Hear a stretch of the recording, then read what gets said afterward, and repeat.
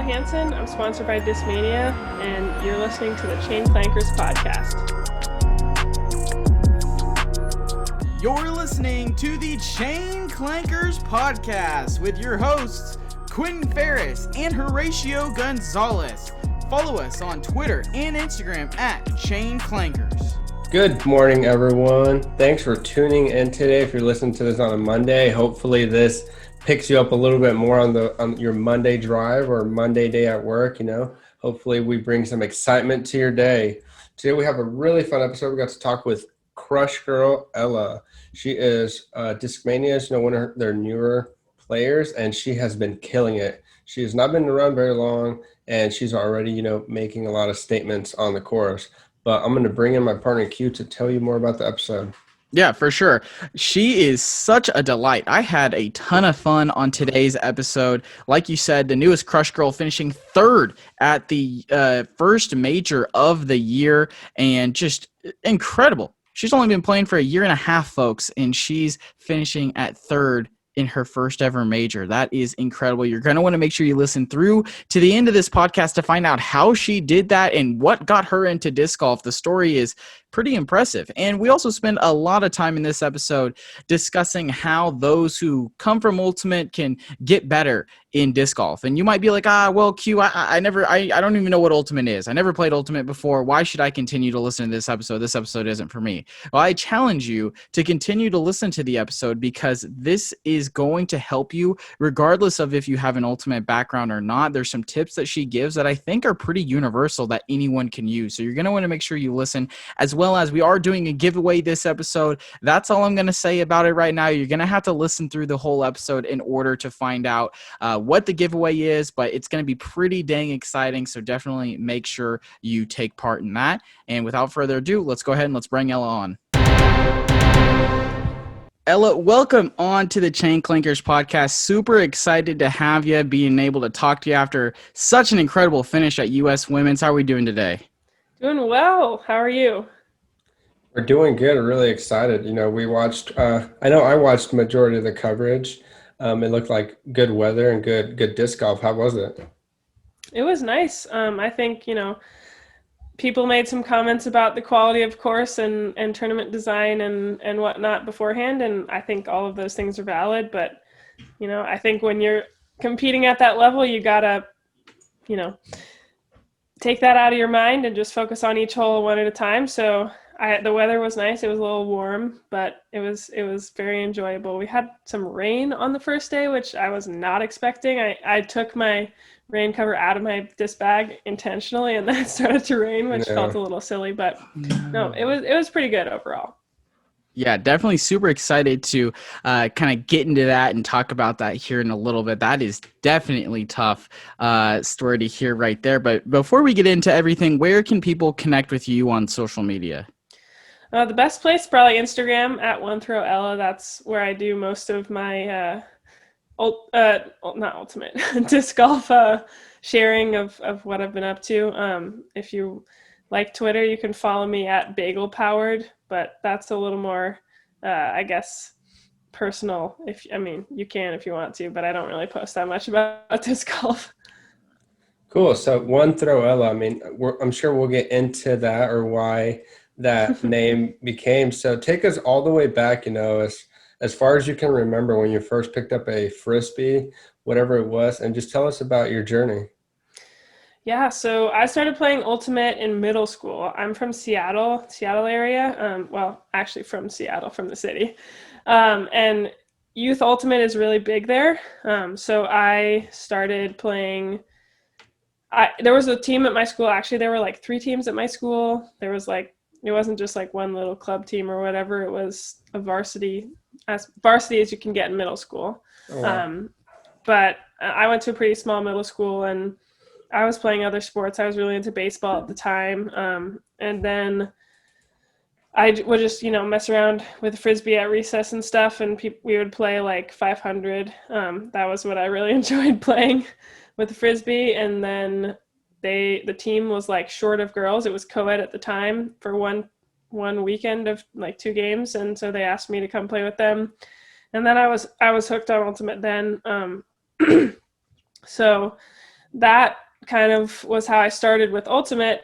So I ended up playing through middle school, through high school, into college at University of Oregon.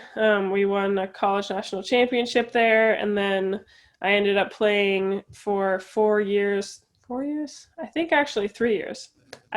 Through the span of 4 years, I took a year off, but I played 3 years with Portland Schwa, which is an elite level women's club team out of Portland, Oregon.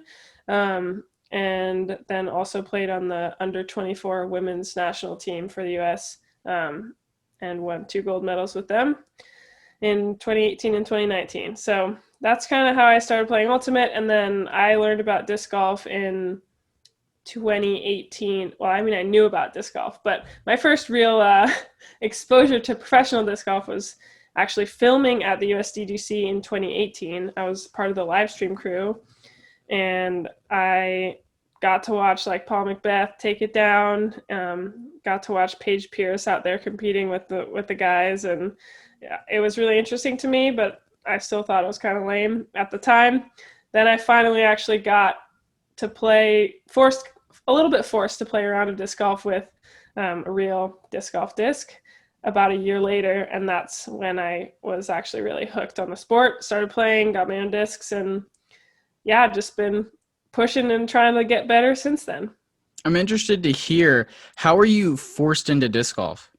Or first forced into that round, I guess. Yeah, so I was actually working a different Ultimate tournament with a different crew of people than I had worked at USDGC with.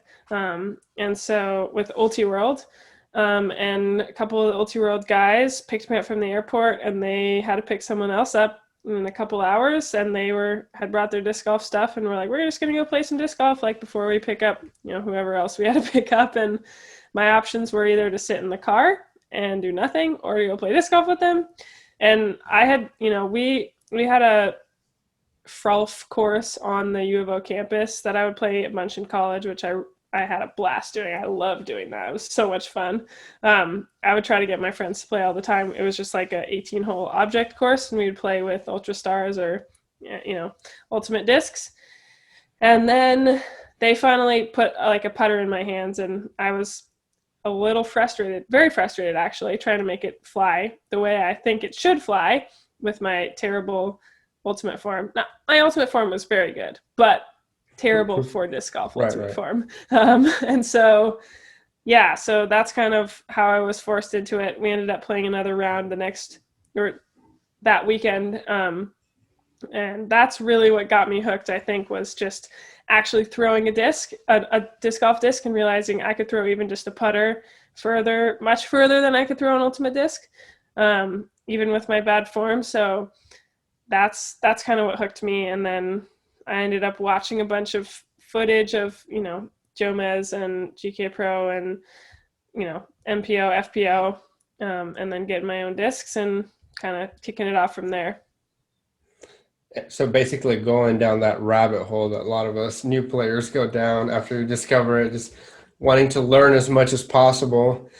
Did anyone specifically have an impact on you when you started taking this seriously or wanting to become a serious disc golfer? Yeah, for sure. So I kind of was just like messing around, playing by myself. I had a few friends sort of get into it, especially when like the pandemic hit. A lot of my Ultimate friends sort of started playing disc golf, but not really quite as intently as I would, more casually just for fun. But then I met Zoe Andike, who also lives in Eugene, Oregon, where I live. And she basically took me under her wing, saw that I have a lot of potential, and started working with me, especially on putting, but just in general. And, she's a putting world champion and a really awesome teacher, disc golf instructor, and just a person in general. So she's been, definitely my biggest support and like mentor in disc golf. And I definitely wouldn't be even trying to play these tournaments if it weren't for Zoe, because I kind of thought that I might be able to compete. But then, Zoe's belief in me and seeing my potential has really helped me actually go out and compete at all these tournaments. When did you first start getting into like competitive disc golf and, like signing up for tournaments? When was that in your journey? I played my first tournament in September. Or I guess I played like my first women's league in August of 2020. First real tournament in September, I played AM, and then I played one AM FA1 tournament, and then I just started playing pro after that. And I played a couple through September, October, November, well, through the year, and then sort of started to think about the upcoming season and wanting to play the West Coast events. So I played Las Vegas. That was my first like big, top level tournament, and then didn't really follow the tour after that, but hopped back on at Goat Hill and have been following the tour since then. So you're touring full time now then? No, I'm actually just finishing up the West Coast. So I'm going through Worlds, playing the Portland tournaments, and then, Worlds. And then I'm going to play a couple more throughout the season, hopefully, or throughout the summer. And then I'm hitting Maple Hill and Green Mountain Championships in September. That's my plan right now. Maybe I'll add a couple more, but right now that's the plan. Do you see yourself being someone who tries to go on tour full time or commit more to disc golf over Ultimate in this stage of your career? Yeah, I mean, one of the annoying things about Ultimate is that you can't make any money really doing it. I mean, there sort of is pro, but even at the top level of pro, it's nowhere near the payout structure or the sponsorships or contracts of disc golf. So I kind of have been telling myself that I'm going to keep playing disc golf as long as I'm being successful and really enjoying it. And obviously, I really love the community that I've created in Ultimate, and my friends through that. So I'm not trying to like leave those folks behind or anything, but I have been able to find a pretty good amount of success so far in disc golf, and I hope to continue doing that. So that's my plan for now. I'm not really planning to go back to Ultimate at any time. I won't ever put that off the table or say I'll never play Ultimate again, but right.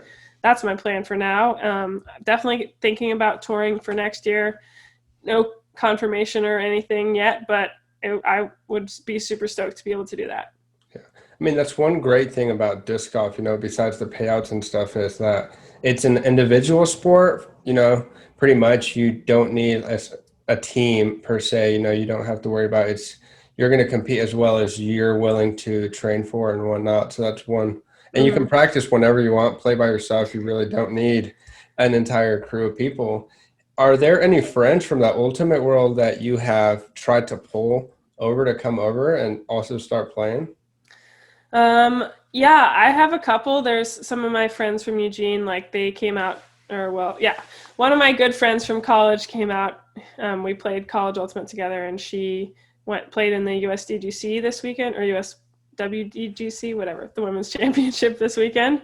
And I was really stoked that she came down. And then there's a couple of other like women's Ultimate players who I either played with or against. Alyssa Weatherford, she was actually my coach in college, or not in college, in high school. She was my high school Ultimate coach, and we played against each other a bunch after that.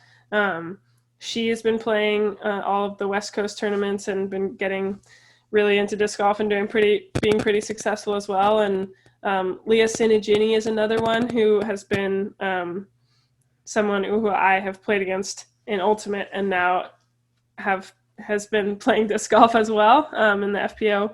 And I think that there's quite a few others who have been thinking about it or have been playing maybe a little more casually and not quite playing the big tournaments. But definitely there was a lot of potential to have a good amount of Ultimate players coming over to disc golf. Nice. And I mean, that's really good for just growing the sport. The more folk we can have in and playing in these events, the more competitive the field will get. And just overall, I think that's really good. But speaking about the U.S. Women's Disc Golf Championship, incredible finishing third. Let's start with the good here. What went into finishing in third place? What was your mindset going into this weekend? Were you expecting a top 5 finish?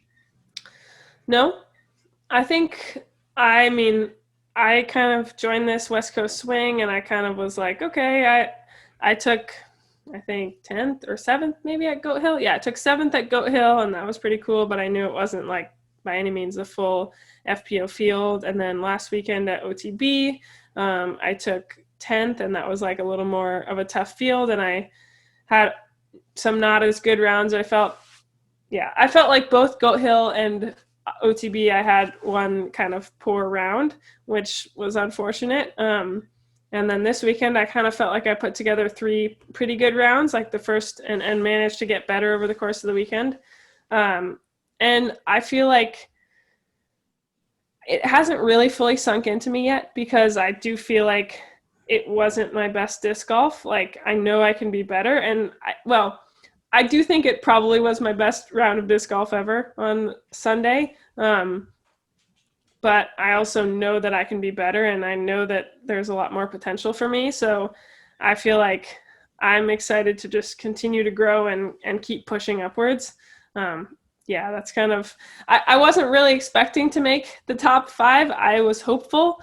But like at OTB Open, I think people sort of noticed that I could throw pretty far, and people sort of discounted me a little bit on the more technical wooded courses. And so I kind of was like, oh, maybe I won't do as well this weekend. And then I did pretty good. So that was fun. That was something I wasn't really expecting, but I just tried to play good every hole. And yeah. Yeah, I mean, if I was like someone in the FPO field, listening to this and just watching you in this last few couple months, I would be terrified. You've only been playing for 1.5 years, and you're already placing in these top tournaments. Who's to know what's to come, the next year, especially. I mean, you've had a great mentor, it sounds like. Mm-hmm. And, hopefully you continue to find mentorship from some really good players and continue to grow. But that sounds very exciting. But I want to talk a little bit about how you ended up with your sponsor. How did that come about? Yeah, so Discmania, well, I kind of started to see, so I actually ended up filming US DGC and the Women's National Championship again in 2020. So I sort of started to understand the level of competition, a level of play needed to be a top FPO and to have a sponsorship and whatnot. And so I sort of started to thinking about it then, and then when it rolled around to be, when most people do their year-long contracts, starting in, the end of the year, I started to think about it, and Discmania actually had an open application for FPO players because they were looking for more to sponsor, which was pretty sweet. And so I ended up applying. It was kind of a long process, and I know they had a bunch of applicants, and then I ended up signing with Discmania in the beginning of March, so right after Las Vegas Challenge. But at that point at Las Vegas Challenge, I kind of was throwing pretty much all Discmania bag. I did have I was very lucky to have Zoe and Dustin Keegan, who was sponsored by Discmania, kind of advocating for me, and they weren't like pulling favors or anything, but I played with them a bunch, and they could see my potential, and so having them sort of vouch for me with the people at Discmania, so they knew I wasn't just I had a lot of potential to be really good in the sport, and so they were able to get me that offer, kind of. Well, not them, but they helped with getting the offer, and then and Dustin helped me a bunch with getting figuring out what discs I want to have in my bag and what transferred over from what I had before, so that was super helpful for me. Yeah, that's really cool. And, speaking of being with Discmania and that sponsorship, I hear the term Crush Girl going around on the Twitterverse and disc golf Reddit and stuff like that. What does that mean to you? Does that mean anything to you, or do you just kind of brush it off? I mean, it's fun to have a little nickname. I know I can throw it pretty far, and I had a lot of fun, hanging out with Simon and Eagle, being on their vlog. That was pretty cool. And to be dubbed a Crush Girl was pretty fun. Considering how far those two can rip it. So I, it's fun nickname. I don't know that it really means that much, I guess, because I feel like I don't know. I know I can throw far. I enjoy throwing far, and I guess it's cool to have a nickname. Yeah.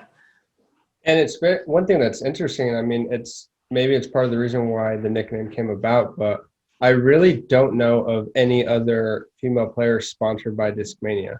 Until we heard about you, you were kind of the only one I've ever heard of. Are there more? There's a few others in North America. I think there's four Yeah. of us.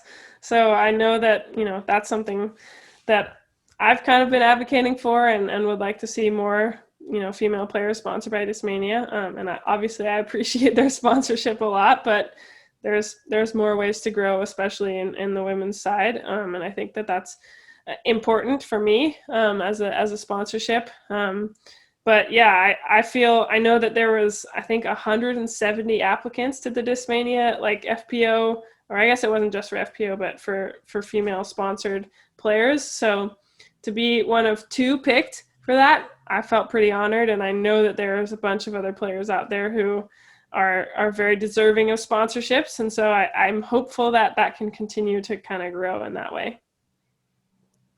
Yeah, and also just the growing of women in the community. I think we have taken a stance on this podcast that that's very important, and anything that we can definitely do to help that, we want to be a part of that. And so I really like that. And, hopefully Discmania can continue to add more female players to their roster.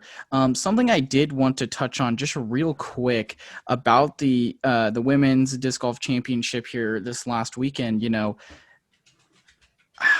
I'm going to try to be careful with my words here because I don't want to try to put anyone on blast. But in my opinion, I thought the event was a little disrespectful. The fact that they made you all go out and play only 3 rounds for a major tournament and 3 different courses nonetheless. I think that was a little ridiculous and kind of showed some colors and showed where disc golf can take a step in the future to get a little bit better about that. Do you have any comments about that? Did that really kind of play into, did you really even care at all about, it's only 3 rounds, 3 different courses? What were your thoughts behind that? Yeah, I mean, this is my first major, so I didn't really have that much to compare it to in my personal playing experience, but I have seen USDGC and I saw the Women's National Championship last year, so I know that it is possible to make it a little bit better, I think. And yeah, I really appreciate what Paige said, because I do really think that there's a lot of growth. And I know that they would never put that, you can say the fact that PDGA would never put an MPO major on 3 courses like that with 3 days and 3 separate courses and not close the courses down for practice any of the days the week before or anything like that, and I think that that's just, yeah, I think that I don't know that anyone's going to argue with me. I hope not, on that fact. And I also think just, yeah, I think I've said this a couple of times, but I think that there is a benefit to having a major like that with a full women's field, from the age protected divisions for, older women to younger women and girls and stuff. And I think that and, AMs all the way down to recreational, that's really cool because those people can say they played in the same tournament as Paige Pierce. That is awesome. And I think that is a good way for growth for women.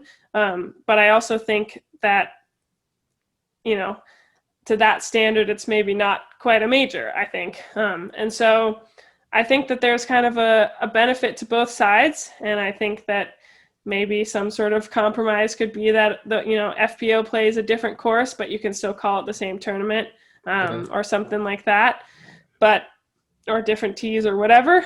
I think that I appreciate the efforts of the tournament directors, and I think that it's a hard thing to do. And I also agree that there is a lot of improvements to be made to make it a legit major. And I know that women's disc golf and disc golf in general continues to grow. So, people kind of, I've seen on the internet, people have been those expectations are unreasonable. Back in my day, we played 6 courses over 9 days at the World Championships or whatever. I was like, okay, back in your day, you're throwing speed 5 discs. That's a little bit different. And so I think that there's a lot of room to grow. And I hope that the PDGA and the tournament directors see that feedback and can, put together a better product for next year.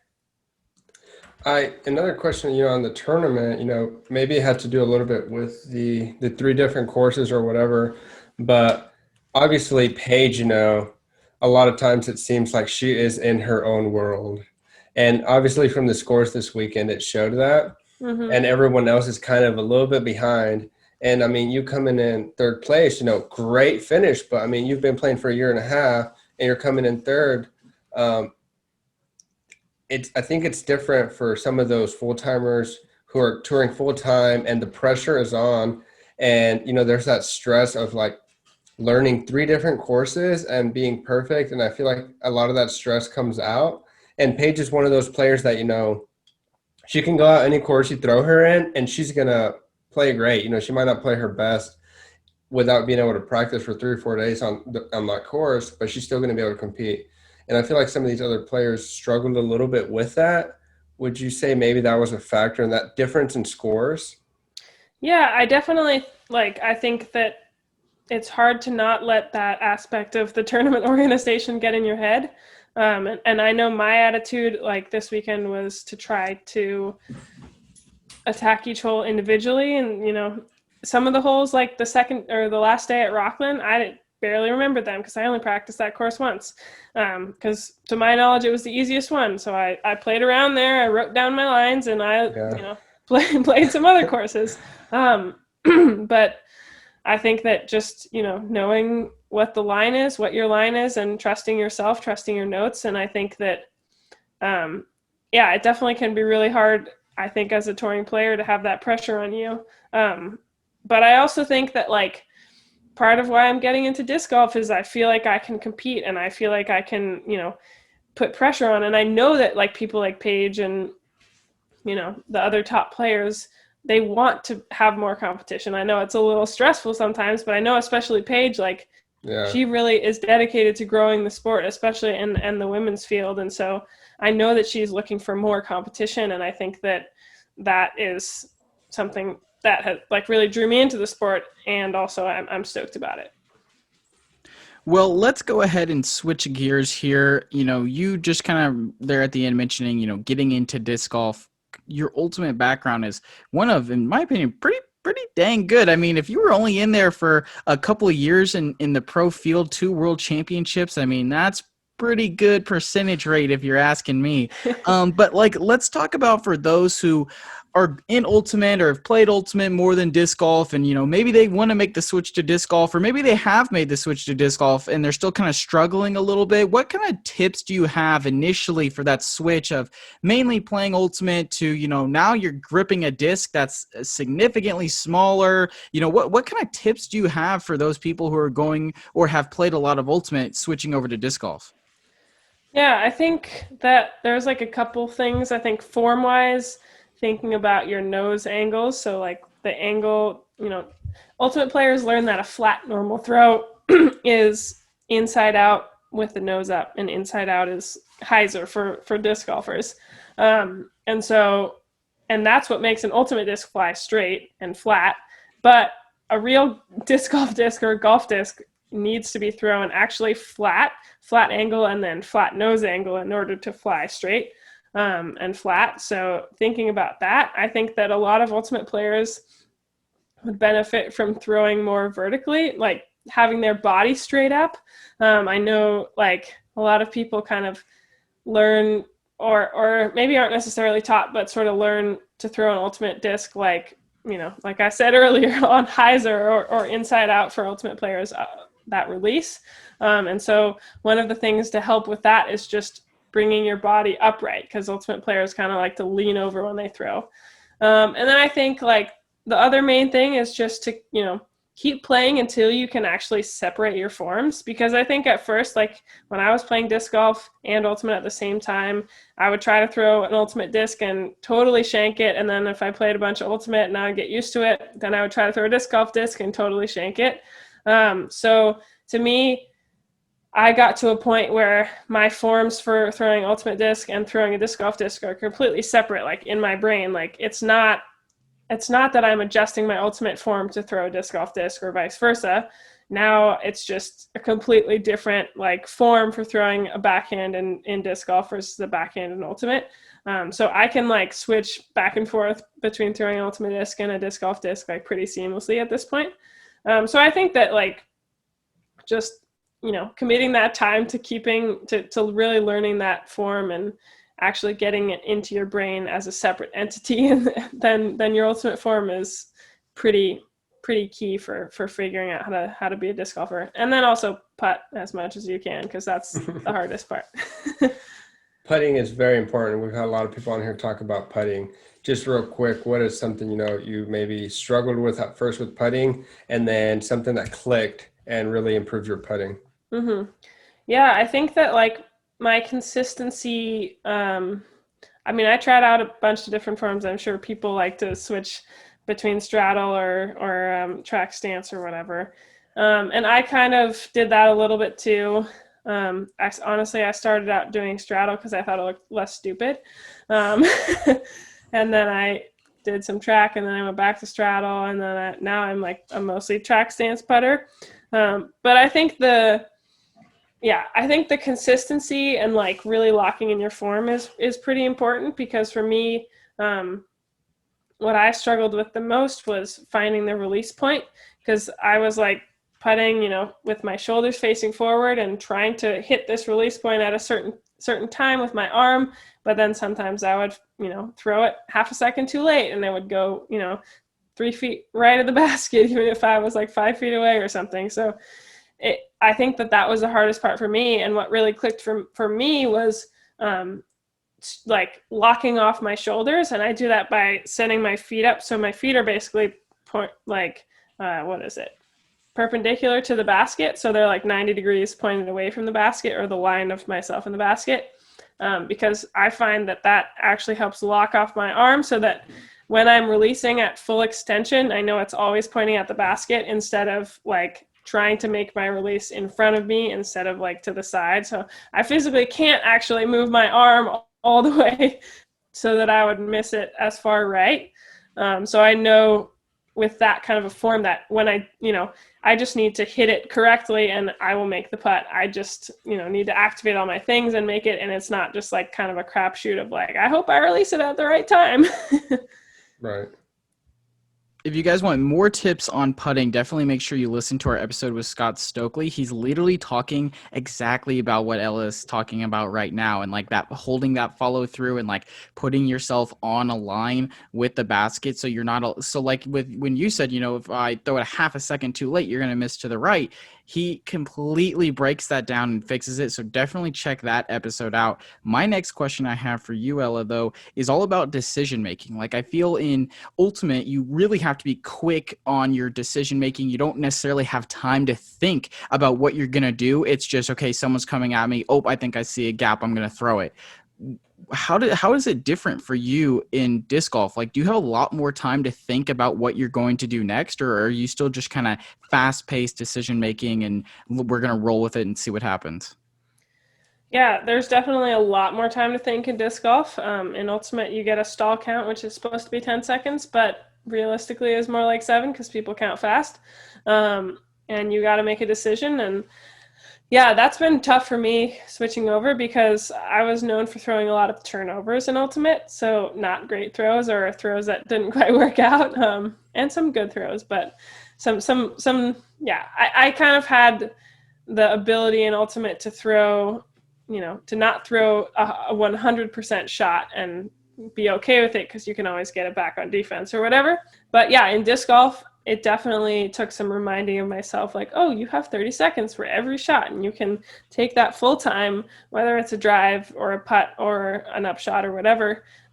Taking that time and actually thinking about all the lines and thinking about all the options has been something that has been hard to remember to do all the time. And I think that, yeah, sometimes my decision making is probably like the worst part of my game. Like, I had a double bogey on the second day this past weekend that should have been just a single bogey, or even, it shouldn't have been a bogey, but it would have been better. It would have been easy to make it a bogey instead of a double bogey. And that was a decision-making thing.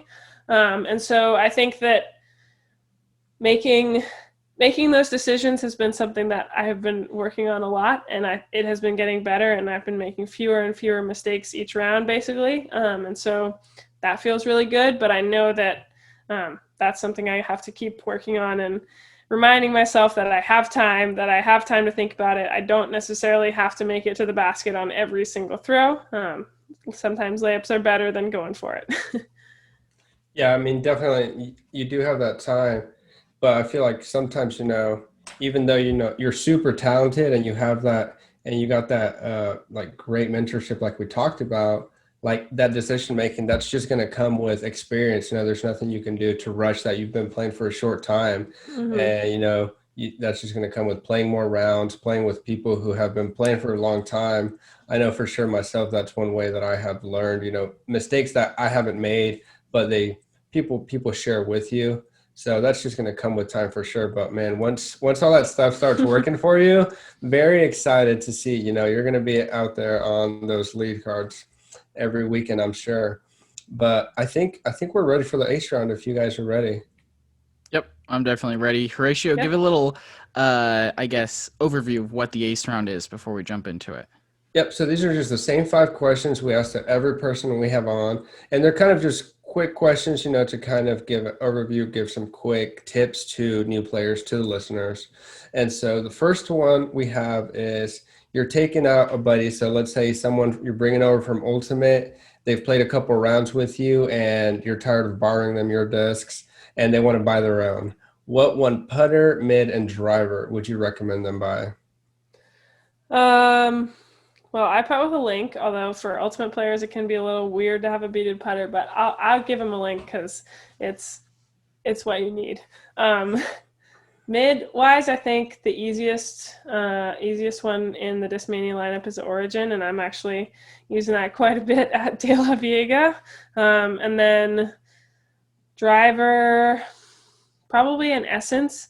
That's something that I use for rollers at this point. But for beginner players, it's a really accessible disc. It has so much glide. It goes so far. It's like goes the same distance as my distance drivers, and it's an 8-speed. And it's very beginner friendly, I think.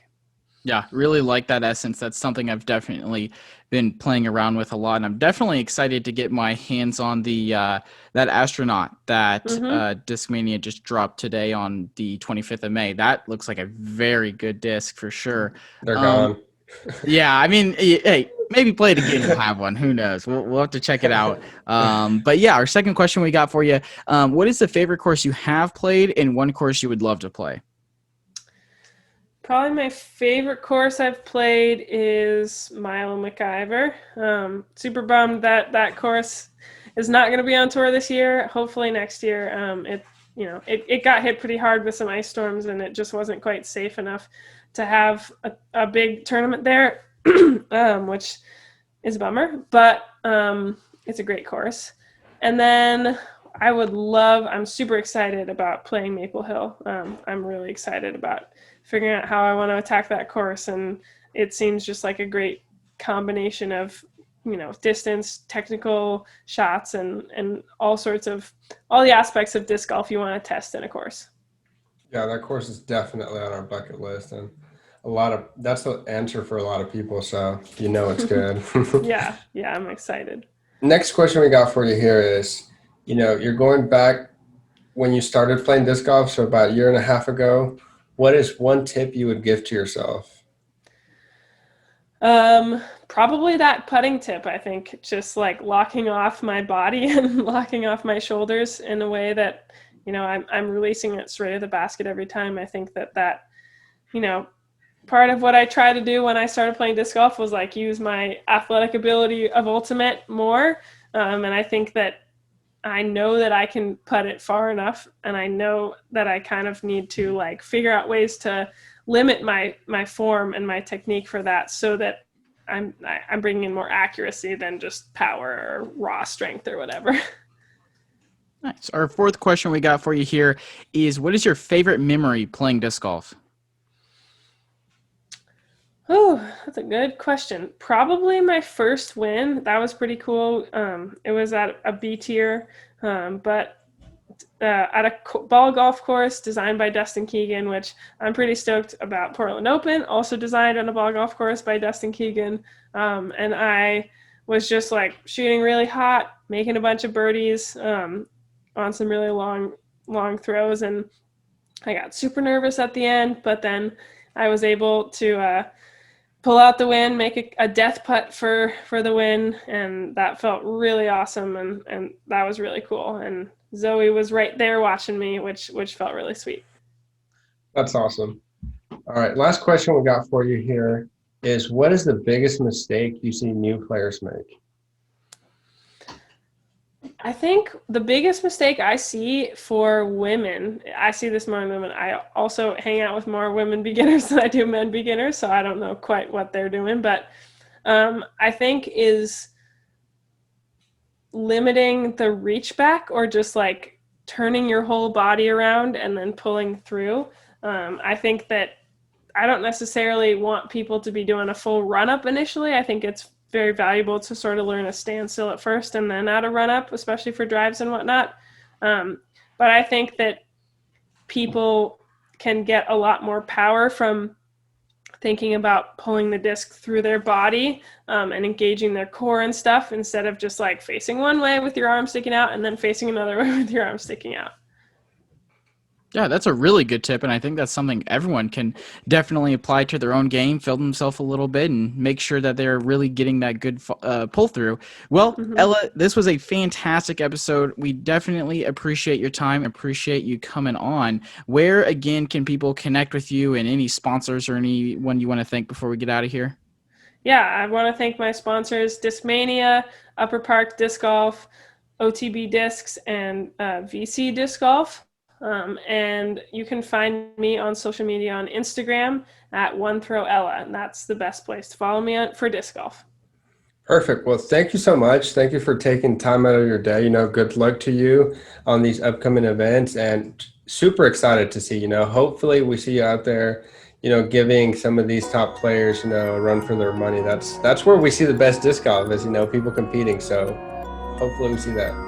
Yeah, for sure. That's the goal.